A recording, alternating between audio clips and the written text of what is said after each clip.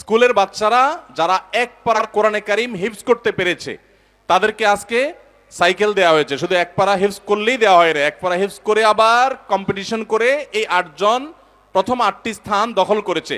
আমাদের টোটাল প্রতিযোগী 278 জন। তারা নতুন দায় রেখেছে স্কুল কলেজের ছাত্র হয়ে, তার পুরো স্বীকৃতি স্বরূপ তাদেরকে একটা করে ব্যাগ দেওয়া হচ্ছে। মাশাআল্লাহ মাশাআল্লাহ, খুব ভালো। এই তরুণকে আমরা পুরস্কার দিচ্ছি সেরাদের সেরা। তার শিক্ষার খরচ বহন করার জন্য তাকে 30,000 টাকা দেওয়া হচ্ছে। আমরা সততার পুরস্কার আজকে দিচ্ছি। সততার পুরস্কার দেওয়ার ঘটনাও আমার মনে হয় বিরল। তার পুরস্কার স্বরূপ তাকে একটা ব্যাগ, একটা পাঞ্জাবি, এক জোড়া কেডস এবং গেঞ্জি, আবার কক্সবাজারে 2 রাত থাকার হোটেল ভাড়া ফ্রি। এটা 5 মসজিদের জন্য, 5 মসজিদে এটা থেকে তালিম করবেন। রাসূলুল্লাহ সাল্লাল্লাহু আলাইহি ওয়াসাল্লামের জীবনী আর রাহিকুল মাকতুম। স্কুলে পড়া, মাশাআল্লাহ, এই ছেলে স্কুলে পড়ে, চেহারা দেখে বোঝার কোনো উপায় আছে? 10টা সূরা প্রতিযোগিতায় মেয়ের বাবাকে, তার হাতে মেয়ের জন্য